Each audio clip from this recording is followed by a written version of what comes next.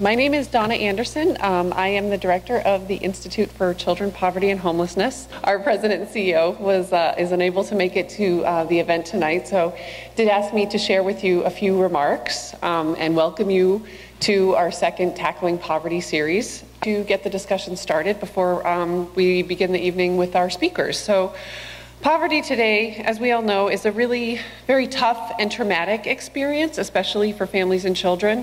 And it really has a lot of numerous long-term impacts. And just to give you a little bit of framework around it, today there are 16% of Americans living in poverty in our country, and 1 in 4 children in America are also living in poverty, so 25%. And when we really look at the numbers, 45% of all Americans are either poor or near poor. So we're really talking about an issue that has a huge impact and a wide reach to many people. And these numbers, with all of their really harsh, short, medium, and long-term impacts, really require a strong and equally forceful response from all of us in order to overcome those effects and really help families break that insidious cycle of poverty. This issue is more of a threat, we think, to democracy than even the terrorism from foreign sources that we often hear about, and is in many ways even harder to address without an obvious enemy. But we continue the war on poverty here tonight with a variety of speakers who will share just some of the information we all need to bring this issue to the forefront of today's political discussions. With that being said, I would like to introduce our opening speaker tonight, Bob Herbert. I'm very pleased to introduce him. He is a Distinguished Senior Fellow at Demos and is formerly a writer for the New York Times, an editorial column. He currently appears regularly as a commentator on MSNBC, on CNN, on PBS, and is really here tonight to help us set the tone for our conversation about the issue and about the poverty agenda in New York City and around the nation. It's customary when you're giving a talk like this to start with a couple of jokes to, win the audience over and get them on your side. But we're here to talk about poverty in the United States, and there's nothing funny about poverty, so no jokes tonight, just the truth. It was more than 50 years ago, at a time when John F. Kennedy was in the White House, that Michael Harrington published his groundbreaking book, The Other America, Poverty in the United States. Our eyes were supposedly opened to this grave problem back then. And the truth is that a lot of progress was made over the next several years.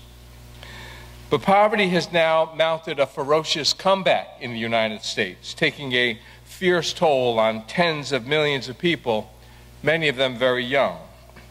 In the years since Bill Clinton left office, the ranks of the poor have expanded by 15 million. Many of the gains made in the years following publication of The Other America have been reversed. We now have more poor people in the United States than at any time since the Census Bureau started keeping accurate records back in the 1960s. And yet our mainstream politicians hardly ever mention the subject of poverty. When public officials talk about economic issues, they're almost always focused on the middle class. If there's any discussion of poverty at all, it's usually about how best to cut the already meager programs that offer the poor some assistance. Michael Harrington complained that in the prosperous early 1960s, the poor had slipped out of the consciousness of mainstream America. But they were there all right, in enormous numbers, just as they are now, whether or not the politicians and the media care to pay any attention. Tens of millions of Americans, said Harrington, are at this very moment maimed in body and spirit, existing at all levels beneath those of human decency. If these people are not starving, they are hungry, and sometimes fat with hunger, for that is what cheap foods do. They are without adequate housing and education and medical care. In an introduction to a 30th anniversary edition of The Other America, Irving Howe wrote that the book was a cry of the heart, an appeal to the conscience of the good people of America. He said that Harrington was asking, how can you allow such a scandal to fester in this country? Well, I would ask the same question today, more than a half century after it was first posed. How can we allow this scandal to continue to fester? Nearly 50 million Americans are poor right now in 2013 in the richest nation ever to inhabit the earth. These are fellow citizens of ours, men, women, and children, who are sinking into the quicksand of ever-deepening material deprivation and isolation from society's mainstream. Another 50 million people are what we call the near poor. They're hanging on just a notch or two above the official poverty line, which means they can feel the awful flames of poverty licking at their heels. The people in those two categories, the poor and the near poor, comprise nearly a third of the entire American population. 1 in every 5 American children is poor, and 1 in every 3 black children. The United States has the highest child poverty rate in the entire industrialized world. And this is the case at a time when the economic elite in America, that small sliver of the population at the top of the economic pyramid, are enjoying riches that could never previously have been imagined in all of our nation's history. The mayor of this city, New York, is personally worth some $25 billion. But among Michael Bloomberg's constituents, the 8 million residents of New York City, 1 in every 5 is mired in poverty. The homeless family caseload in New York is so great, the shelters have to turn people away. So we have on the one hand a mayor with $25 billion, a dozen or so homes, and his own private airplane. A mayor so rich, he disdains living in the mansion provided by the taxpayers for the city's top elected official.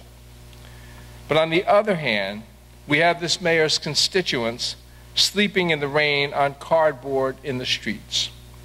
That seems more like a medieval scene of nobles and serfs than what I had imagined America in the 21st century would look like. The bankers, the CEOs, the hedge fund managers in this town in their sleek black chauffeur-driven limousines drive past the poor and the homeless without even noticing them, without for a moment giving them a second thought. We need to face the fact that the interests of the financial and corporate elite, with their eyes and their minds on the stock markets and their personal portfolios, are not the same as the interests of the poor. So the poor need someone else who is willing to stand up and speak for them. The truth is that the economic conditions in the United States right now are substantially worse than the rhetoric of the politicians and the coverage of the press would lead us to believe. More than 20 million Americans are living in extreme poverty. They're trying somehow to survive on less than $11,000 a year for a family of 4. It's hard to imagine how that's even possible. That's destitution. The extreme poor are the folks who will eat 1 meal a day instead of 2 to conserve food. They're the ones who can't even think about getting dental work done. They're the ones, and I've covered this so many times over the years that I've lost count, they're the ones who, when their children die, they can't even afford to bury them. It is wrong to allow this tragic state of affairs to continue.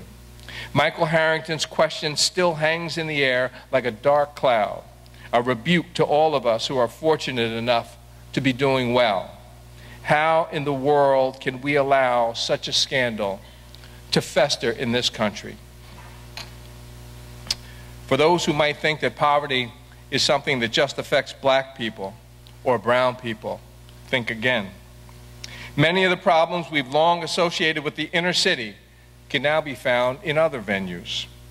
Spend a little time in some of our down-at-the-heel suburbs or Rust Belt communities or rural towns and villages, and you'll see the poverty and joblessness, the broken families, the out-of-wedlock births, the drug and alcohol abuse, the domestic violence, and on and on. This is what economic deprivation has always done to people. We're in denial about just how bad things have gotten.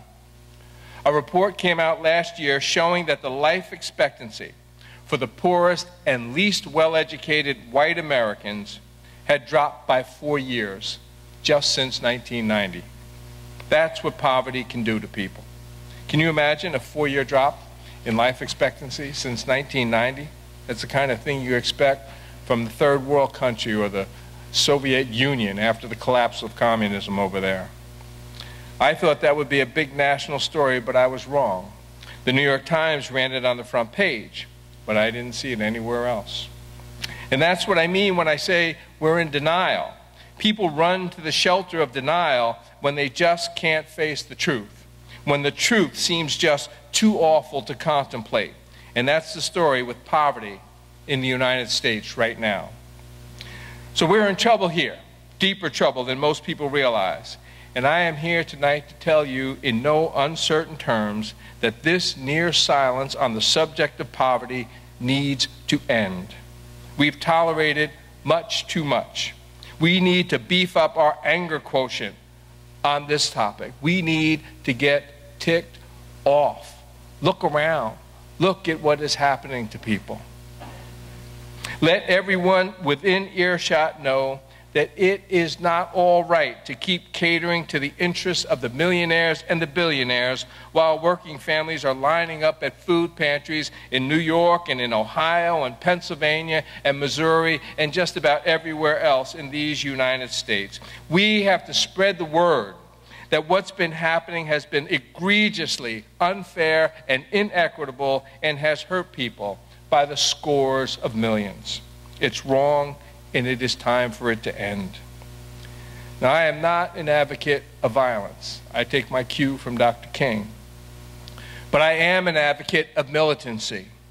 We need a militant, anti-poverty, pro-worker movement in this country, and why we haven't seen it yet, I do not know. Too many people have been silent for too long, and that silence is keeping poor people in their place, and that place is one of suffering. A wretched environment indeed.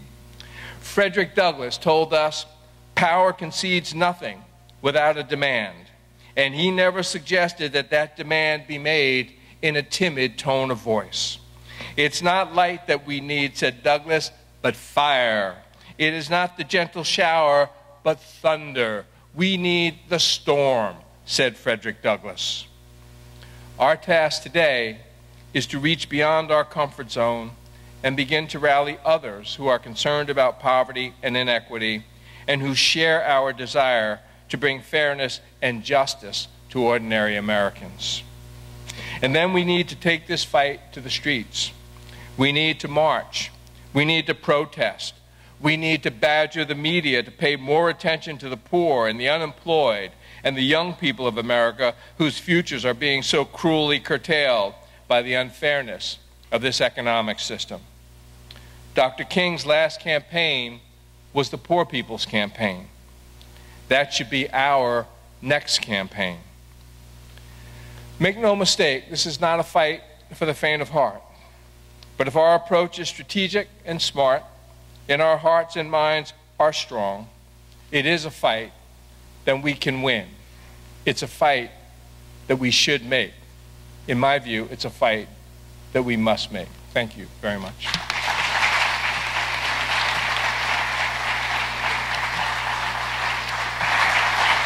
Thank you, Bob Herbert. Thank you very much. Great to have you here among us. Great words. Ladies and gentlemen, my name is David Navarro. I am an anchor for Eyewitness News, and I will be your moderator tonight for this great opportunity for us to talk about a subject, as Bob just said, is just not getting enough coverage on a lot of fronts, both from the media, both from political front, both just from the community. Let me bring out our panelists who will be joining in this conversation, and we'll introduce you to them in a moment. So let me tell you a little bit about myself first so that we can get started and you know who your moderator is. Again, my name is David Navarro. You might notice it's a Latino name. I am the anchor for 4 p.m. Eyewitness News. For me, living my dream come true for a kid who grew up on, was born on the Lower East Side of Manhattan. And I'm not here, I would not be here for some of the programs and some of the work that so many people had done before to help those who are trying to do better in their lives. My parents, like many of you here, from Puerto Rico, and they came here because they were looking for a better life. Somewhere along the line, My father found work. You know, they describe what we were living in as today we call it the working poor. I never knew it as poverty. I was as happy a child as you could be. I look back now and I realized that there were tremendous obstacles that were in front of me and my cousins and my other family. I'm the first in my family to graduate college. And why is that possible? That's possible because of safety net programs, financial programs, affirmative action programs, some of those hot button issues that right now people want to do away with and there's debate over, and for good reason. There's no you know, black and white in these issues. There's always gray areas and all of this. But I can tell you I'm standing here because of many of those programs and many of those efforts that have come out there. You know, we just elected a president. Bob was talking about this, and the anti-poverty talk was glaring in its absence in the 2012 campaign. And now we're gearing up to elect a new mayor. We're here, all of us, because of our desire to hear what is working and what is not, why this matters to us, and how we can get involved. Everyone here, you've been watching, as you came in before, there was Twitter going on, the Twitter feeds. This is the beginning of some of these conversations. This is where you can reach out to politicians, to representatives, to your neighbor, where you can get this conversation going. Hopefully you come away from this event with an idea of it being just more than a debate. I mean, maybe there's an action that you can take in this. Let me introduce the panel, who are all experts in this field, who live and breathe what we're talking about. I'm going to have introduce you one at a time, and then I'm going to have you tell me a little about your job and what brings you here. First, closest to me is Donna Anderson. She's the Director, Institute for Children, Poverty and Homelessness. If we can get a round of applause just for their sacrifice, I appreciate it. Then sitting next to her, Melissa Boteach, Director, Half and 10, Poverty and Prosperity Program, Center for American Progress. Thank you for joining us. Next to her is Maya Wiley, I believe, President, Center for Social Inclusion. And finally, all the way in the end, Christopher Brown, Director for Legislative Affairs, PolicyLink. Thank you all for joining us. I appreciate it. So, Donna, we're going to put you in the hot seat first. Tell me about your organization and why you're here. Thanks, David. Well, I am the director of the Institute for Children, Poverty and Homelessness. We're a research organization located here in New York City.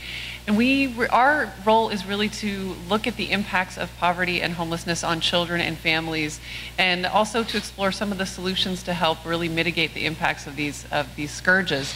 And we really see our role here tonight as, you know, and as hearkening back really to the progressive movement. You know, when people really started looking at this issue in a scientific way and really thinking about how do we gather data, how do we explore the problem, how do we identify it so that we can really develop solutions that really hit the core of the problem. So that's really why we're here today. We really see ourselves as the organization that advocates and service providers and policymakers and researchers can turn to for information about this issue and how they can better advocate and make change within their own communities. All right, thanks. Melissa, tell us about you and your organization.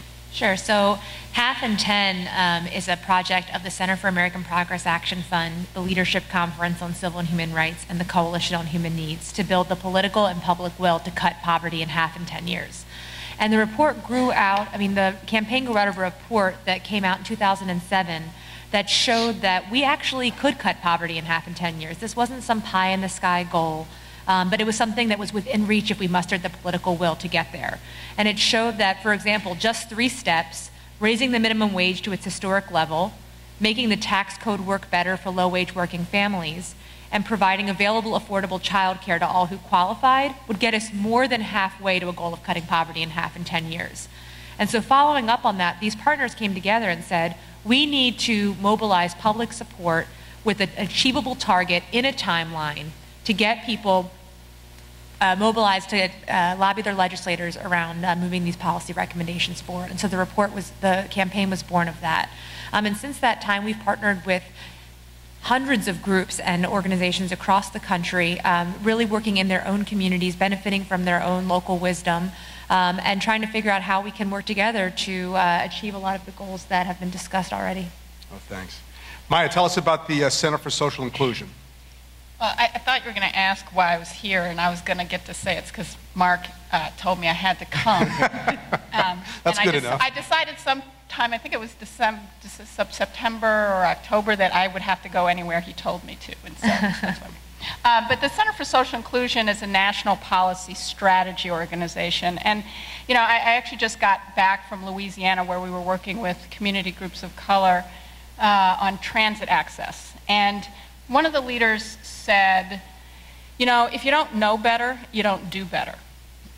And I thought that was actually a much better sum of what we try to support people doing, which is, in order to build a country that is structured in a way that works for all of us, and we argue for solutions that work for everyone, you know, we have to know better to do better. And what that means is we have to understand the way that race plays out in how society is structured, and how that actually explains some of why so many of us, no matter our race, have such tremendous need. And so one of the things that we do is we look at the policies, the ideas that help support more what we call social inclusion, which we believe is the highest aspiration of the country, even if that's not necessarily the language we use, which really just means, it's the definition of equity, which is there's a floor beneath which none of us fall. But in order to make sure that that floor is really an inclusive floor, that really means that communities of color as well as white communities are not falling beneath the floor, we have to be willing to look at how each community is doing and how solutions need to be implemented in order to affect all communities. And so we look at the policy ideas that promote that, we look at the leadership, so that leaders on the ground are actually innovating, creating and innovating the policy ideas that make that change. And then we do a lot of work on communication strategy on how we talk about race, so that we're not talking about racism, we're talking about how all communities, no matter their race, are able to participate fully in society. Great, thank you. And Christopher, Legislative Affairs, PolicyLink, tell me about it. Yeah, thanks for having me, sure. PolicyLink is a national research and advocacy institute based in California, but we do a number of projects around the country. And I lead our legislative affairs work in Washington, D.C. Part of what PolicyLink is about is really trusting the good work that many of you in the room are doing, and people in communities across the country, really trusting in that people who are doing this work know the answers on how to tackle poverty. The challenge and the hard work really comes in our mission is to help lift that up into actual policy. What are the programs and services that many of the folks right here in the room are doing that we know produce results? How does that actually translate into policy, whether you're talking about state or federal or even local policy? And so a good part of what PolicyLink is about is translating that into solid policy processes. Typically when we, or historically when you look at policy, it's very much done from a top-down approach. Some people get in a room, they look at some data, it's usually not as diverse as this stage, and they make some decisions, and they say, we're just gonna do this program, we're gonna put some money over here and put money over here, and that'll solve the problem. But rarely do we ever get the opportunity to listen to the communities who have some of the answers. And so that is what PolicyLink is about, and is to help shift that a bit, to make sure that the community plays a central role in the policy process. Thanks.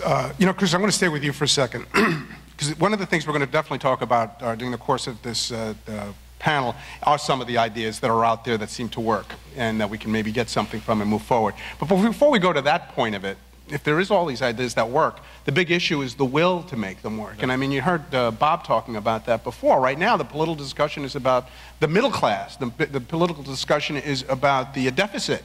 It's about reducing, you know, our burden in terms of how we're going to pay debts. Do we legitimately, and if not, do we have the will at this point to do anything about poverty? Christopher. There are a few great leaders who have taken that leadership role. I think as a collective, as a body, particularly in my context in Washington, D.C., the answer is no. The political will to really address poverty in a really serious way that really gets to the heart of the solutions, right now, unfortunately, the answer would be no. All right, and by the way, if I ask a question to any of you members of the panel and you think you want to add something to it, don't feel like this is a question directed to just one person. You want to follow up on any of that. So do any of you have to think there's a political will here? Yeah, I would just add one thing, because I certainly agree with Chris that we have a failure of political will in terms of elected officials, but that's very different from, I think, the public's political will. I mean, I think one of the things we're seeing, given the hard times that so many people have faced, and even if they personally haven't faced it, that they've seen family members, friends, neighbors face, is that there's a lot more willingness to invest in people which is really all we're talking about, is whether we're going to invest in our people. There's a lot more will for that, and there's really a disconnect between, frankly, from redistricting processes that have solidified highly partisan districts in a way that actually shifts the conversation from the actual bipartisan agreement I think we can create on some of these issues. And just building upon what Maya said, I think there is some public will. I think what is missing is the advocacy and the movement behind it, as Bob said, to translate it into policy. You know, Franklin Roosevelt had a famous quote with a labor leader who said, "Go out and make me do it." You know, I think we have, you know, some elected officials right now who could be persuaded to take up more of a leadership role if there was a movement behind them. And we've been pushing them to take leadership for a long time. I think it's incumbent upon us at this point to really mobilize ourselves and to hold them accountable to doing more on these issues. You know, you look at President Obama. I knew President Obama as a community activist. His message in the early days was about poverty, and that did not come up very limited in this campaign, because I think he knew the political reality that the conversation, if he wanted to get elected to have a say in something, had to do with dealing with, most importantly, jobs. That was one of the big issues he had to deal with. And let me ask you, panel, if does anyone want to take this question? I don't have to deal with it directly. But how important is jobs to the whole picture of dealing with poverty? Central. Yeah, it's really important. I don't think anyone would deny it's critical. Right. I mean, you know, wages are obviously critically important because we have a lot of people who work in this country who are still poor. But there's no question that when we look at poverty, a lot of, you know, let's just talk about one issue, because as I said, I was working on transportation issues in Louisiana this week. And if you look at what's happening, we've been disinvesting in public transit. In fact, we've been investing most of our public dollars in highways and very little of it in public transit. And the Congress actually in the last year was arguing about whether to have any public dollars go to public transit. And you know, there are literally only 25% of low-skilled and medium-skilled jobs in this country are located within 90 minutes of public transit. And in the Black community, we're 6 times more likely, as well as the Latino community, 6 times more likely to rely on public transit to get to work. So it's both a jobs question in terms of creating the jobs, but it's also a jobs question in terms of accessing the jobs. And that's something we have to really think seriously about. And just to piggyback on what Maya was talking about, it's not only access and actually being able to get the jobs and get to the jobs, but then also being able to get the job in the first place. And you know, I'm going to bring education into this just because I feel like if we have you know, over half of our young people not graduating from high school in New York City, what kind of jobs can we expect for them to get that are going to be able to have them support and maintain strong, stable households and families? So, you know, if they don't have the skills that they need in order to get the jobs in the first place, that's another access question as well. Yeah, it really is a big puzzle in many ways to how you fit that bridge, you create that bridge to get you to that place. People always think of the end result. Well, how come you don't have the job? You know, I couldn't get the job. And all these things that were going on the way that caused the problem. If you could tell me a little bit about your program. You were saying before that you're going to have, Melissa, poverty is going to be halved in 10 years. I mean, it sounds like a crazy notion. How do you do it? So it's not crazy, I promise. And in fact, it's not even crazy in this context of deficit reduction, because one of the things we need to do is get out of this mindset of being on the defensive, because when you're in this crouched defensive posture, it's very difficult to do anything other than prevent worse things from happening. We need to be out there with big, bold ideas on job creation, on early childhood, on putting poverty reduction and not caseload reduction back at the center of our programs. And so one of the things that we did this past year to show that is we put out a budget plan that cut poverty in half while balancing the budget by 2030 at the same time, and made the point that it's very much about the budget choices that we make, that budgets are moral documents as much as they are economic or political documents, and that if you were to put choices next to each other, he showed, for example, that preserving a provision in the estate tax that was helping the very, very top 0.2% of households keep more wealth, letting that expire would preserve 280,000 children getting school lunch for the next 10 years. I mean, when you present those kinds of choices to the American people, they're squarely on the side of investing in people. And so some of the things that we've done, I mentioned earlier the study we did that showed that increasing the minimum wage, child care, and earned income and child tax credit reforms would lift huge numbers of people out of poverty. But in addition to that, with the kind of slow recovery that we've had that has not produced the number of jobs we need, we also need to be thinking innovatively about how we create jobs. Infrastructure, transportation is huge. Another piece is subsidized employment, pairing people in need of work with work in need of doing in communities. We all see projects throughout our communities that need to be done and people out of work. Small amounts of government investments to spur nonprofits and small businesses hiring folks who do that has been proven a very effective strategy to put people back to work while increasing community capital and infrastructure. So that's one other idea that we've really been pushing hard. With those ideas, is this the time for some of those ideas? Clearly, we're still recovering from being on the brink of a depression, one of the worst economic times since the Depression, and we're looking at a looming deficit here that is just taking out of control. And I'm going to go to you, Maya, because I know that you get some strong feelings about this. Is poverty solvable now? One of the big lies we have been told is that poverty is intractable, that it has always been with us and it will always be with us. So, one question for the audience: how old is the American middle class? How long have we had one? The policies that we started putting in place to create a middle class that we did not have for the vast majority of the history of this country started with policies of the New Deal, moving into the policies of the Fair Deal. And so our own history shows that it's actually not true, that we can create policies that invest in people. That was literally the GI Bill, that was housing and supporting. By the mid-1950s, the federal government was underwriting 50% of all home mortgages, just not in Black and Latino communities.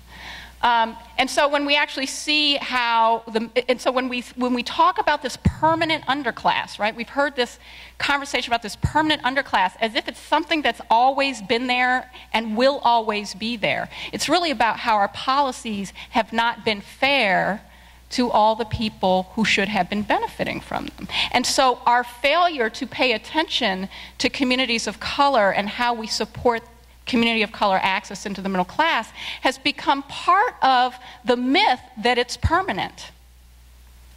And that somehow people who are poor are responsible for their poverty, not the fact that we didn't create these programs. And if you look at, Mr. Herbert already said this, we are one of the richest countries in the world. Of the top 35 countries, we're the second in child poverty, second only to Romania.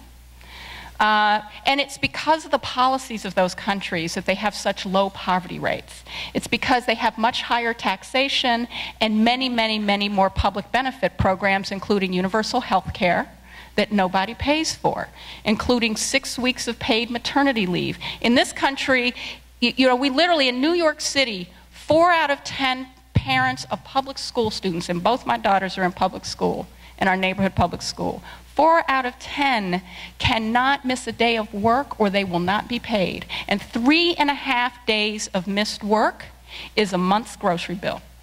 But let me just, stay with you on this, Maya, for a second, because it goes back to the political will. You mentioned about Europe having universal health care. You talk about they tax more to give benefits. The reality is, this is a spoiled country. Do we want to wait? Your universal health care usually means long waits for that medical procedure that you want. And a lot of people, here in New York, you can't wait for the light to change. You're asking for people to, pay higher taxes. Higher taxes? Don't say that too loud, because if someone hears that out in the street, there could be a riot. That's like the worst thing you could say to the American people right now. Do you know what the top marginal tax rate was in 1944? 94%. We're complaining about 39% right now. Right. But here is my point. When you look at how the public conversation happens, what is happening actually is a very small percentage of the political right is controlling the conversation about what the public wants. And when you look at polls, in California, there was a poll that found that the majority of Californians would favor paying more in taxes if for public education, and that a disproportionate amount of those public education dollars should go to disadvantaged schools. So that tells me that this whole debate about public will is more about the attention that a very few get, because they're able to be politically mobilized in a very effective way and garner a significant percentage of the press.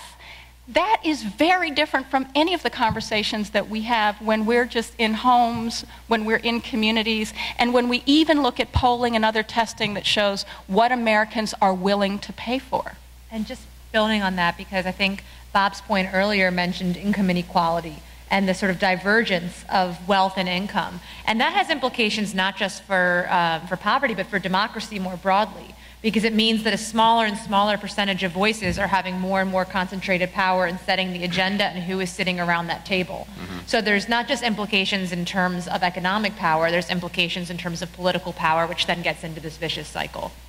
Well, Donna, let me direct this on the same theme. With limited resources, both monetarily and politically, where do we focus our resources right now for there to be change? Well, you know, there are a few different things that you could sort of, you know, there's always sort of the employment and the education. You could always sort of do big, you know, that's where we should invest our money.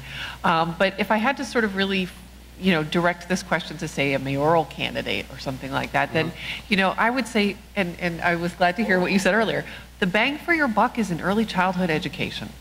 That's where you get a big bang for your buck. And we have to stop thinking about our budgets and the money that we spend on public programs as expenses and start thinking of them as investments.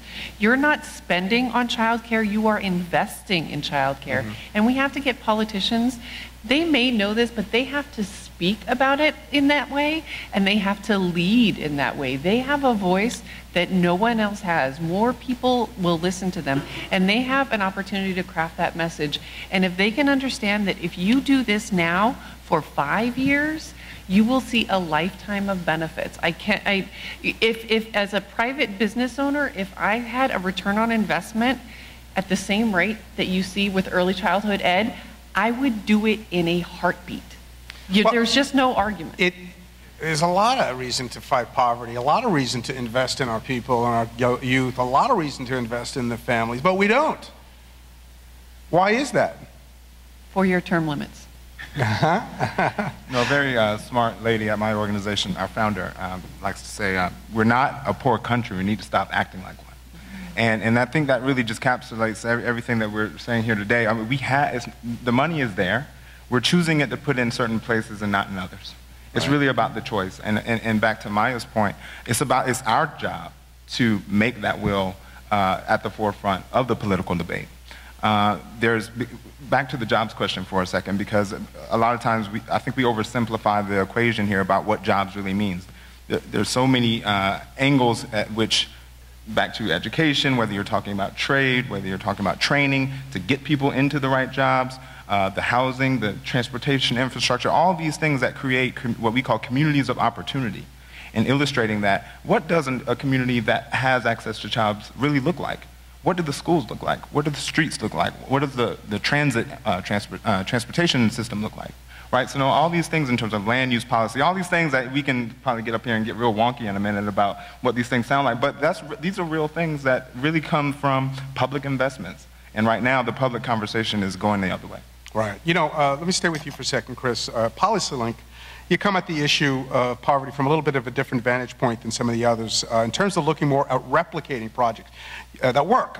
You know, using these, you know, lifting up what works is, I think, one of your themes. Let's talk about something that works. How do we lift that up, and how do we get that message out?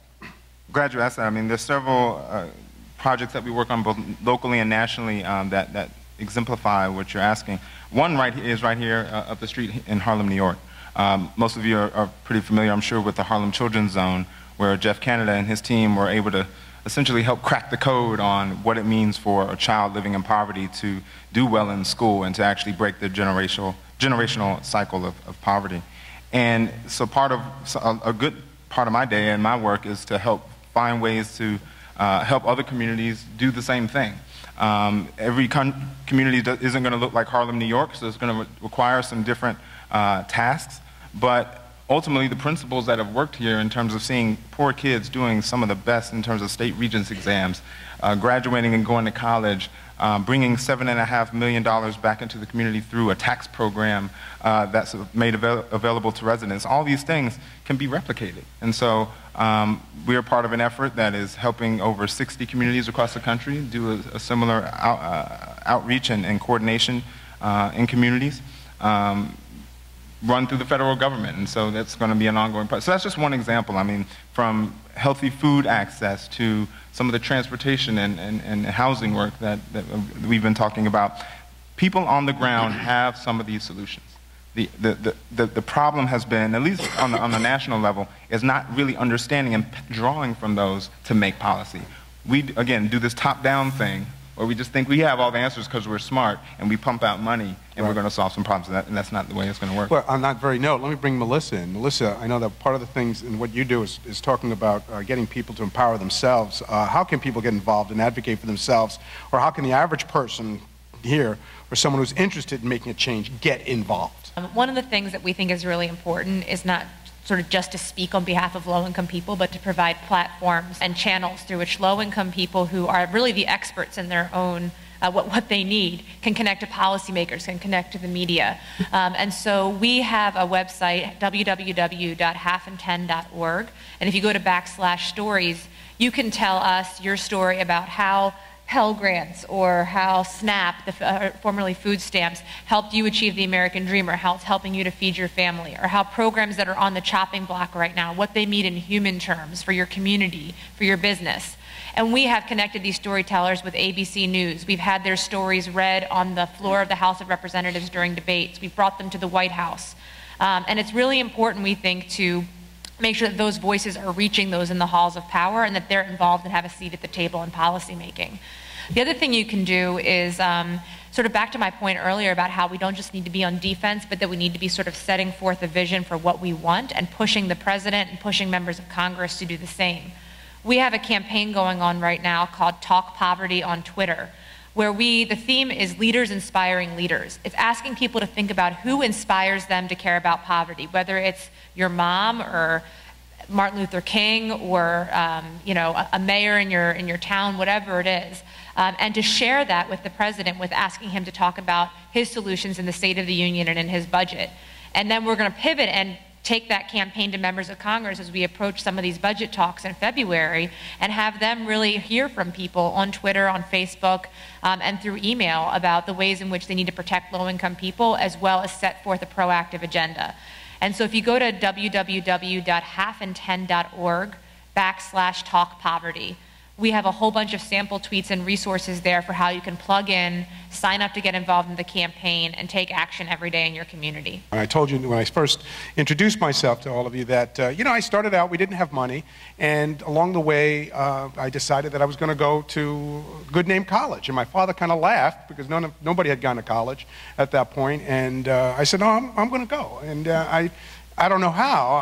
I took as many jobs as I could, and I applied for every possible scholarship, grant, program. I had no idea what I was applying for. I had a very, energetic financial aid counselor who submitted me for a kid that didn't know how to do it on himself to every program that could be possible. And suddenly, I would get letters, and I would get phone calls, and I would get, you got a scholarship, you got this, you got $1,000 here, you got $1,000, oh, you can do a work-study program here. And next thing I knew, I was able to graduate. And then beyond that, it goes into the race issue that I wanted to talk about, and I want to follow up with Maya. I then was lucky enough to come in a time into a workplace where there was a heightened sensitivity toward hiring, in my case, Latinos, minorities, people of color, adding diversity. And so here comes a guy that comes in, possibly right time, right place, and they go, oh, you know what? We are looking for Latinos. They don't say it out loud, but just, They go, oh, Navarro. Wow, that's, what is that? What is that? Is that Italian? No, it's a Puerto Rican. So you're like, okay, I see what the game is. It's so complicated because there's racism.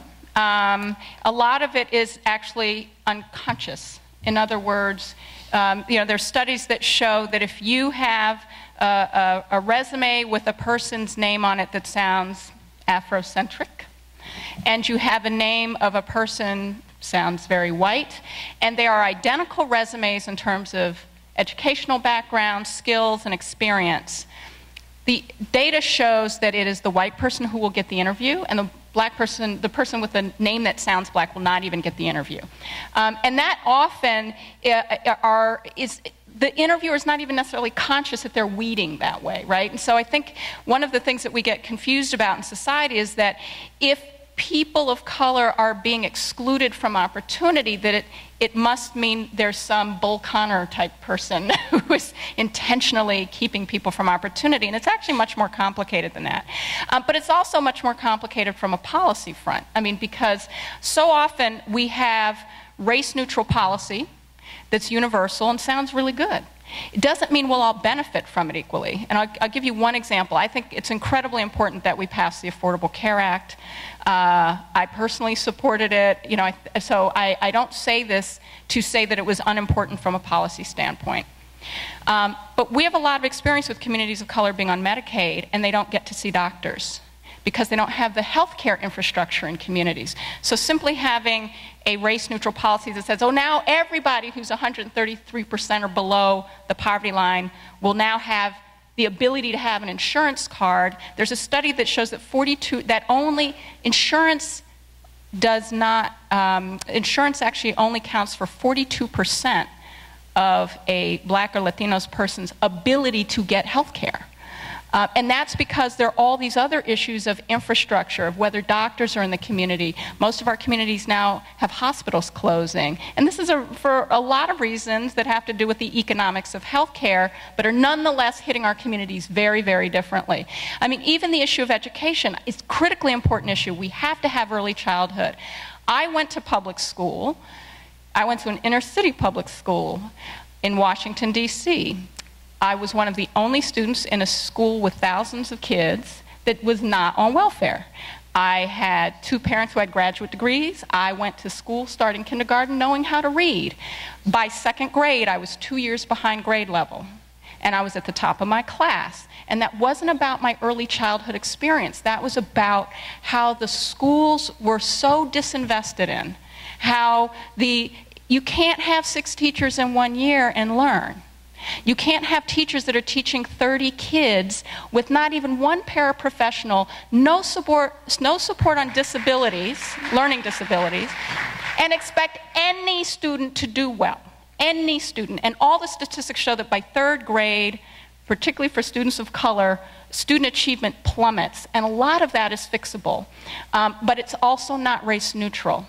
And it's also not about racism. It's not about people wanting bad things to happen to communities of color. And so we have to really be willing to look at race and understand it's not about pointing a finger. Right. It's about solving a problem.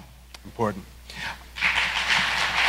I'd like to, as a note, if you have questions, we have some staff that are going to take those questions now. So pass them down to the end of your aisle for the questions, and then we're going to bring them up in a moment and read some of them. In the meantime, Don, I'm going to direct the next question to you. And you deal with homelessness all the time. You see that that's about as bottom as you can be in a life where you have no home and you're struggling with it. 2011, the president picked what's considered one of the most academic thinkers on equality, Princeton economist Alan Kruger. You can doubt it, but he's got a pretty good reputation. And he led his Council of Economic Advisors. About a year ago, Kruger gave a speech on what he called the Great Gatsby Curve, warning against the economic dangers of growing inequality. It's not far from what Bob Herbert was talking about. The world of Oliver has come to live here in New York City. What is the reality that's going on in the city out there right now when it comes to homelessness? Well, it's not a pretty picture. We have recently broken the record for the number of kids who are homeless and in shelter in New York City. It's over 20,000 children. When we look at the real picture of what homeless kids face, it's not only kids who are living in shelter, it's kids who are doubled up. It's kids who are living in unstable situations, hotels, motels, cars, etc. Just in New York City, that number is about 70%. And when you do the math, what that actually means is that there's more than one homeless child in every single classroom in New York City. When you think about it, like every single classroom in New York City has at least one homeless kid in it, on average, of course. But still, so that's really the scope of the problem that we're talking about. We're talking about, you know, and we're talking about kids here. There's a singles population, of course, and they face oftentimes different challenges than what some of our families face. But if we don't remember that this is a children's issue, this is a child's problem, and a parent can make all kinds of bad decisions about how they have lived their life, but that 3-year-old never gets a chance to be 3 years old again. That 4th grader is never going to be in 4th grade again. And that's what we really have to remember. When it comes to homelessness, kids need stability. They need their school more than anything else. For many of the kids that we see in New York City, the school is really the center. It's their center point of stability. You know, sometimes that also they receive that sort of function in a shelter setting, depending on what other services are available there. But really making sure that kids get the access to schools, and not only the chance and the access to school, but all the other services that they are in fact entitled to because they are homeless. Homeless kids need more. You know, we talk about the issue of equality. Yes, everyone would like to have an equal access to opportunity and access to school, but these kids don't have it. For them, school is also where they get their food, where they get their clothing, where they get their health care.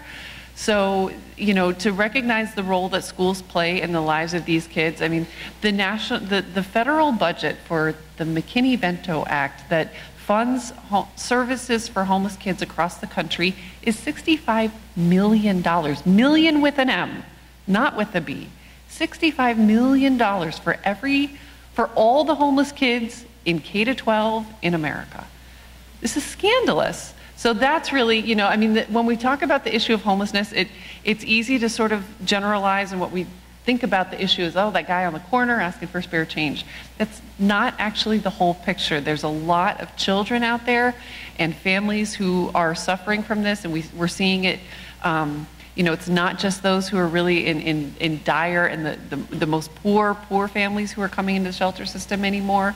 We're seeing a lot of folks who have, you know, sort of clawed their way into the middle class and are falling back into the shelter system and into services through foreclosures, the economic crisis. There's a lot of factors that go into that, but all of the services and the programs that we're talking about here today really can have a huge impact in helping to make sure that these kids get to keep their childhoods. Christopher, let me just ask you a quick question, and then I'm going to take some of the questions that we've gotten from the audience. And anybody else wants to jump in this. As you remember from the campaign, one of the big hot topics became the issue of the role of government in dealing with poverty, the role of government in dealing with some of these safety net programs. What do you think, Chris? You're dealing with policy all the time, legislators. How much of it is about the government stepping in? How much is it about the common man stepping up? It's about both. It has to be about both, but the political will question comes about, particularly around the role of government. And I think Maya hit on it earlier. I mean, if you look historically, the government has always played a central role here. And so I think... Should it? Of course, who else would it be? Well, if we have to rely, part of the country that does not believe the government should be involved. Yeah, I haven't heard the other reasonable alternative when it comes to who's going to maintain the streets and creating these communities, who's going to fund public schools, who's going to make sure that the tax code is fair for those who don't make over a certain amount. If it's not the government's role, I mean, again, who would regulate that type of thing? I think there's some common denominators, though, that we've seen where some policies that can be implemented through the government that really buttress a lot of the commentary about the role of government, or it may cost too much. It doesn't cost anything to have the right people at the table, for instance. It doesn't cost much to make sure that your approaches to policy actually are targeted to specific communities, and that you're not trying to make a one-size-fit-all approach to tackling poverty or addressing any of the major issues we're talking about. And the other piece here is around evidence-based. No one is asking for a bunch of money to go out the door without any accountability. And so some of those things that I think could be just part of more of our narrative when we're talking about policy and politics and how, I mean, I think we'd be a lot further along. Can I say one thing Sure. to this? Because I think you've raised really the central point in our political debate, which is, are people poor because of their own failure to make a good choice or to be willing to work, Or are people poor because we've not set in place sufficient supports that help people actually help themselves?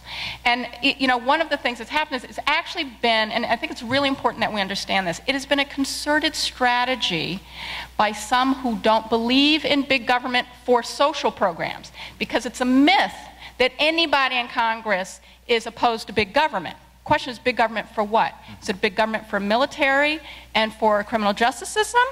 Or is it a big government for people? Because actually we're the same folks that claim that government should not be big are the same folks that have ensured its massive expansion for killing people and incarcerating people. So it's actually a false discussion. It's really a discussion that's been an attack on government and an attack on actually individual responsibility, suggesting that people don't want to be and aren't doing the right thing. So ignoring the woman who's working 12 hours a day and still cannot pay the food bill at the end of the month, right? We're ignoring her. But I think the hope here is it has been a concerted strategy to create this dichotomy of big government versus small government. And one of the things that President Obama did, I thought, this speech, this inauguration was much better than 2008. But one of the things that he did really well in 2008, I thought, that he did not repeat throughout his administration after that inaugural speech, was to say it's not about big government or small government. It's about smart government. Smart government invests in solutions because at the end of the day, government is us. And it's our leadership, and it's the way we take leadership. And if you don't believe that, you don't believe in democracy, and you're not a patriot. That's my position. Great, good stuff. In the 1960s, the minimum wage was something like 50% of the average income, but today it's more like 30% or something like that. I mean, it has eroded enormously. Congress has voted themselves many pay raises since that time, but we have not indexed the minimum wage to any kind of standard, whether it's inflation or the average wage. And if the minimum wage were what it was in the 1960s, if we had been indexing it all this time, it would be around $10 an hour today. I'm not saying that's the living wage you would need, but I'm saying that's how far we've moved backwards. We're here in New York City, and we're really dealing with the impacts of Hurricane Sandy, and it's been sort of interesting to see how the fallout and everything that's happened afterwards, because we're seeing a rise in the numbers of families in the shelter system that's not attributed yet to the hurricane and the victims of the hurricane. So we're really expecting and trying to sort of get ready, because there is the anticipation that after FEMA funding runs out, there is still going to be a tidal wave of families. When we have 40,000 families who are displaced, that we can expect to really see that in the public system, whether it's 6 months from now or 18 months from now. We really expect to see that sooner rather than later, frankly. Yeah, I think this is a really important question, because it's actually our failure to invest in infrastructure is actually one of the reasons why we've seen such vulnerability in communities when we get these kinds of big... disasters aren't natural.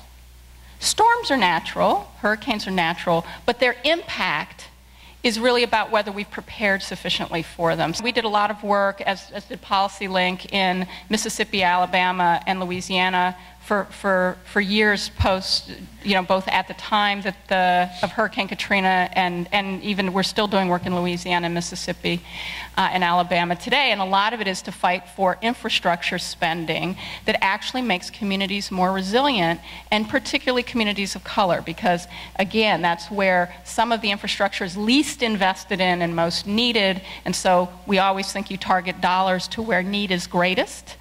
Not where need is not very significant, and that means really looking at where infrastructure investments have gone. And New York was no different, because when you look at what happened, particularly with public housing and public housing residents, most people don't realize that in addition to being predominantly people of color, it's over 90%, half of all residents work. And the other half that doesn't, because 56% of the population is either over 62 or under 21. So these are working families, and the New York City Housing Authority has been disinvested in for the past 2 decades. And so people's inability to have, in Red Hook or in any of the other communities, in Coney Island, to get there, to be 2 weeks later, 2 weeks after the storm, still without heat, still without electricity, was about NYCHA's 1930s buildings that had not been upgraded and updated and had to send for boilers from Kentucky and actually totally replace the boiler system. I mean, that's the kind of insanity we have because we have been refusing to keep NYCHA's budget building the infrastructure of public housing. How do you raise the issue of poverty without vilifying wealthy individuals? I don't think you need to vilify wealthy individuals. So what you need to do is talk about having an equitable society. I mean, you know, if somebody's got $10 billion and they're trying to get $20 billion, I mean, that's sort of what they do. But there's a reason why you're supposed to have a tax code and you're supposed to have some kind of government laws and regulations that prevent the society from getting so imbalanced that everything else gets out of whack. And what happens, and we saw this in the Depression, we had this extraordinary level of inequality in the years leading up to the Great Depression, and that threw everything out of balance, out of whack. You had a terrible collapse, and it was terrible for wealthy people. It is actually much better for the rich if we have a more equitable society, if we have a society where there's a strong middle class in the United States and where everyone is doing well. 70% of economic activity in the United States of America is consumer spending. So you need to have people having an income and actually spending money to keep the economy strong. If most of that money gets concentrated in the zones right up at the top of the economic pyramid, you don't have enough spending to keep the economy whole, to keep it going strong. And I think that's very much what we're going through now. I think the economy remains weak. The recovery has remained weak because there are too many people who are unemployed and underemployed. So you don't need to vilify the rich. What you need to do is mobilize everyone who is not rich to become more active on behalf of a fairer and equitable society. To Bob's point, we've done a lot of research. We actually issued a report last year on this very topic about income inequality, but also general inequity and how it actually hurts the national economy. When you look at the data, and particularly when you think about the demographic shifts and the trends of the majority of children born today are children of color. I think by year 2042, this is going to be a majority of people of color nation. And so if these are the same people and same communities that we're divesting in right now, what is our economy going to look like in 30 years? And so what types of investments do we need to start making now to make sure? So it's no longer going to be this dichotomy or a question about vilifying rich or poor. We're all going to be in a dire situation in the next several decades if the national economy cannot sustain itself because of these disinvestments. Increasing opportunity for all leads to a stronger American economy. When you have a strong middle class, as Bob said, you have more consumer purchasing power. You have a more educated workforce. You have a stronger democracy. This notion of shared prosperity, not that rich people have to do worse for me to do better, but that we can all do better together if the right rules are in place to allow everyone to participate equitably.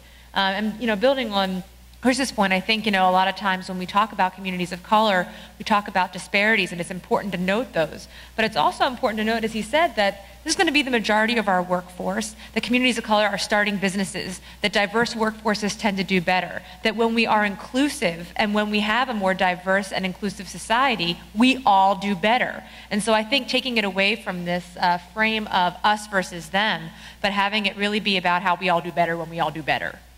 Is some of what you guys are suggesting counterintuitive to the whole concept of what capitalism is about?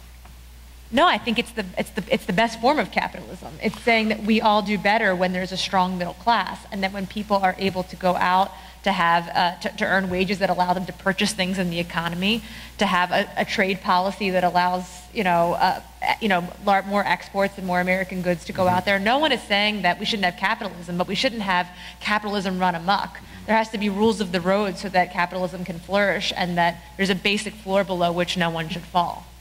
Is that part of the issue right there? Is that the playing field is not the same for everyone when it comes to who is going to take advantage of the parameters of the capitalist society we got now? Well, think about it this way. We have a tax code that says if you own 2 homes, you can take deductions on both of them. right? And if we eliminated the second home mortgage deduction, that would be another way in which we could, but that's not class warfare to say, why everyone should be able to be encouraged to own a home. Why do you need to be encouraged to own two? I mean, it's great if you can, but why should you be incentivized to own two? Because right now the incentive structures are part of what keeps us from being able to invest.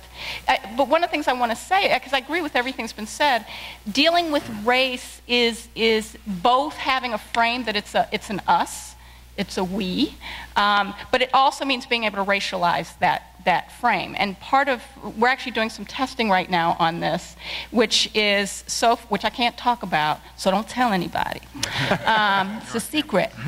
But it's really about how we show images of people of all races and talk about their contributions to society, not their earnings. So, and being able to do that across race and also across income categories. And then part of what we're playing with is, can then you start to raise questions about who isn't contributing good things?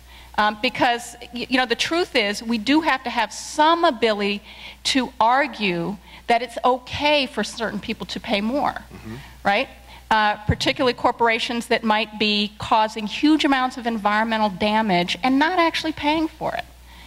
So do you produce oil spills, or do you produce healthy environments? Right. So we do have to, because I think, that's not class warfare as much as saying everybody has to do the right thing, and that does include corporations, CEOs, and I think it's okay to find a formula that's not class warfare at the same time that it enables us to open up a conversation about what is fair. Study that came out on this today, that the structure that's in place in terms of the tax structure is disproportionately more impactful on the poor than it is on the rich. What would the minimum wage have to be raised to it for it to be livable? That's another example of where we try to come up with a one-size-fit-all policy or number that can work in New York City in the same way that it would work in Lubbock, Texas. Yeah. That cannot work. So a livable wage is actually what we advocate for pretty strongly, but that can change depending on the community that we're talking about. We're also talking about the type of jobs that we're thinking about. What is livable, right? Because once you get there, I think you're debunking a whole lot about, oh, we don't have the money because you're going to create this race to the bottom and businesses are not going to know how to plan it. And Jacksonville, Florida did something that was very creative, and they even got support from the Chamber of Commerce, and I'm not sure how they did that, but where they tagged for any business receiving incentives to locate in Jacksonville had to commit to paying a percentage of the median state household income, so that it was actually tagged to a median income for the whole state, which was their way of ensuring that whatever that was, because it will fluctuate too, right, that it will be a fair wage so I just thought that was a creative formula for doing what Chris is talking about. I also just think it's important to note how much, though, the minimum wage has eroded since it was first set in real terms. That's a good point. Because I don't think anyone who works a full-time job should make a salary that puts them below the poverty line in the United States. So whatever it takes. And that's too low. And the poverty line is not enough to make ends meet. Bloomberg has cut, I believe this is correct, $173 million in human services in New York. What impact does that have, and what can be done now? The good thing about New York City is that we also have a city council. So the mayor can propose a budget, but the city council can also come in and sort of help along and help him readjust his priorities. Oftentimes we do benefit from a lot of lobbying from local groups, and I said lobbying, I really mean advocacy from local groups to their city council members to help restore some of these budget cuts, and I really feel like that's probably one of our most effective ways to actually make changes like this happen in the city, simply because Bloomberg's got a year left. So